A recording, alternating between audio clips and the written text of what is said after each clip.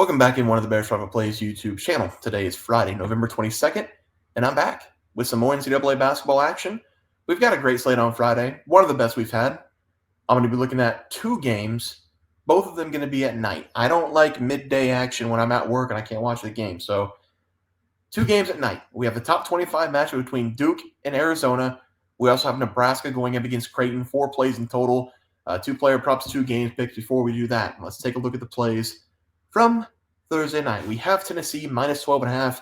They have not started yet. It is 6:42 p.m. Central Time. They're taking on Virginia.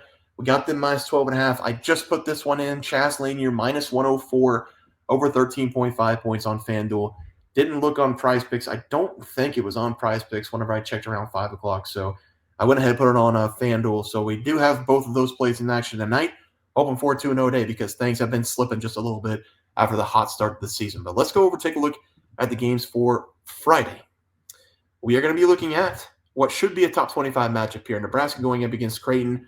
Nebraska played really well against St. Mary's, so I assume this might be one of the top 25 teams in a couple weeks. They played really well, and I think they're a pretty good team. But it's going to be Nebraska going up against number 14 team of the country, Creighton. And Creighton has a chance to be extremely good this season.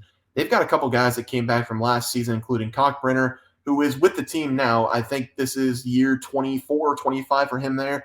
Feels like he's been there forever with Creighton. Over the last, it's been at least 5 years minimum. I remember going up to Creighton, visiting my brother in Omaha. We would go to some Creighton games because he went to Creighton.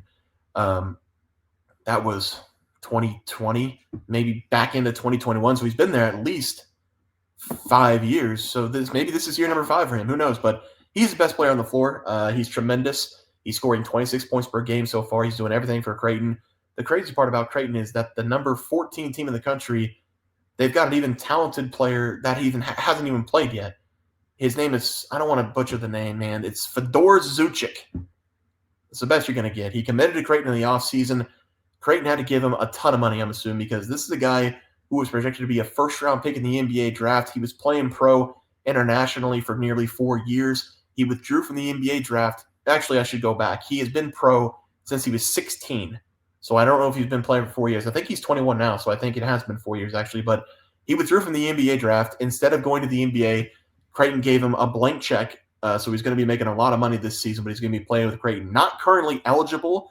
I do think they're still working on the eligibility, so he should be with the team soon.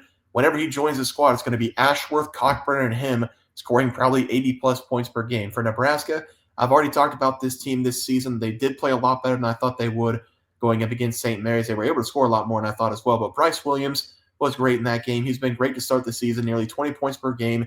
He just doesn't have a ton of help. I think Nebraska played a very good team game going up against St. Mary's. I don't see that happening again here. I'm going to take the Blue Jays here. I think Creighton has potential to be one of the best teams in the nation this year. They're going to make a run for the title. I'm going to play Creighton against the spread. I will look it up for you guys since I don't have a spread there right now. But we're going to take Creighton against the spread. I just think they're the better team. They are minus 11. That is a lot of points. But you know what? I think Creighton is that much better than Nebraska. I will lay the 11 with Creighton as a play. More than I thought. More than I thought for sure. But we will take Creighton minus 11. It actually makes me feel a little bit better about the play. Creighton minus 11 is the first play of the day. Let's move on to Duke going up against Arizona. Top 25 matchup here. Very excited. This one could be a coin flip game. Most likely will be a coin flip game. I think Duke's the better overall team, but Arizona, they've been frisky this season. They're going to be frisky all year long. They're a top 25 team. You guys know Duke has the number 1 projected NBA pick this season, Cooper Flagg. He was fantastic going up against Kentucky in the first big boy contest in college. Kind of choked down the stretch. I talked about that a little bit. Had two turnovers, didn't box out in that last free throw. So the last 3 possessions that really cost Duke the game, most of it was his fault. Kind of let it slide because he did everything for them in that game. But that's just something to look forward to in the future. Maybe watch Cooper Flagg in this game late, see if it happens again. But Cooper Flagg leads Duke in points, rebounds, assists, steals, and blocks. So if he wants to make mistakes late in the game, I say let him make some mistakes. But he's getting a little bit of scoring help from other guards. But Duke is going to have to do something about their point production inside. They don't have a lot of big guys this season that can get a lot of points. Arizona does have that. In fact, they have one of the better transfers from smaller conferences, Trey Townsend, coming over from Oakland, 17 points per game, 6'7" forward. They also brought back their leading scorer from last season, Caleb Love. He's having a slow start to the year, but everybody else around him is scoring, so he's going to pick it up sooner rather than later. This is a very deep Arizona team. We're going to see a lot of buys on the floor. We're going to see a lot of points scored, I think, out of Arizona. They could potentially put up 80 in this game. Out of respect to Duke, I put them at 79 because I do think Duke can play some defense. They showed some fight against Kentucky, especially after going down early in that game. They kind of dominated in between the 10-minute mark of the first half and the 15-ish mark in the second half. But Kentucky, they had great coaching. That's how they won the game late in that one. I do think we're going to see a tight contest in this one. I will look up the spread for this one, but I'm going to go with Arizona as the play. What have I done here? I have messed up the graphic. Should be 79-72 in favor of Arizona. But let's look up the spread because I can and I will. -1. Arizona is -1. So a coin flip game. It is a coin flip game. We will be taking Arizona money line. Do what I say, not as you see. Arizona money line as the final play for the game picks. Let's go to the player props. We're going to be starting with Creighton going up against Nebraska. This is a guy I didn't talk about. One of the big transfers for them out of Texas Tech. He was scoring 15-plus points per game last season. Now he's with Creighton. Pop Isaacs. There's just no limit to how good Creighton can be this season, especially when they have Zuchik, or however you pronounce his name, coming back to this team whenever he's eligible. Creighton's one of those teams that whenever they get the team chemistry down, whenever everybody's on the floor at the same time, they can be very scary to go up against. They're already scary going up against Ryan Cockbrenner and Ashworth, and now putting in Pop Isaacs, they might be the best team in the country sooner rather than later. The thing that I love about Pop is that he hasn't come into Creighton and he hasn't taken over anything because Texas Tech, that was the guy. He was asked to shoot 15-plus times each game because he was an elite player. He's still an elite player, especially from the outside. I think that's where he's going to dominate Nebraska in this game. But he's letting Cockbrenner do his thing. He's letting Ashworth do his thing. He's only scoring 9.7 points per game this season, but the shots are still there. He's still taking at least 4+ threes each game. He just hasn't made those threes. I think in this game, he's going to shoot 10+ times. Should be a pretty competitive game in the first half. He's going to play 35+ minutes. Most minutes he's played on the season has been high 20. So he's going to play more minutes. He's going to take more threes. He's going to knock down more shots. Just should be a low player prop as well. I'm going to take the over total points. Probably going to be 10.5 as a play here.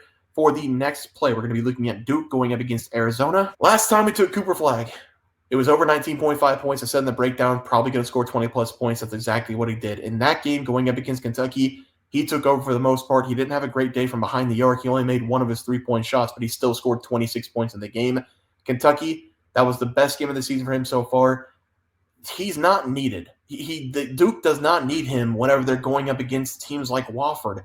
They scored 86 points. They only allowed 35. I mean, it was a nice palate cleanser for Duke after that tough loss to Kentucky, but this is the game that you pay Cooper Flagg to come play basketball for you. This is a game, a top 25 matchup that Cooper Flagg's going to say, get out of my way. I'm going to go score 20+ points per game. That's what he did against Kentucky. He's going to do it again here against Arizona. Hopefully this time we see him play a little bit better down the stretch. I am going to take Arizona on the money line, so maybe not. But I do want him to play better down the stretch just so I can sleep better at night knowing that he's not going to choke in the NBA just like he did against Kentucky. But I'm going to take Cooper Flagg here over his total points. Probably going to be 18.5, 19.5 as the final play of the day. Let's go to the recap graphic. We're going to be taking Creighton against the spread. It's going to be -11. Did it again. It's going to be Arizona on the money line going up against Duke.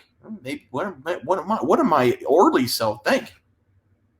It's just I think my early bears is like, is it sending me signs? Take Duke? Can't be. No. Arizona money line. Second play of the day. Pop Isaacs over his total points. 10.5, maybe 9.5 for his total player points. Then Cooper Flagg, 19.5, potentially over 20. I do think he's going to have another 20+ point game. Probably his second best game of the season behind Kentucky. So that's going to be the final play of the day. That's going to do it for the NCAA basketball picks and props for Friday, November 22nd slate of games. If you guys enjoyed the content, please be sure to drop a like on this video and subscribe to the channel below. See you guys next video, and thanks for watching.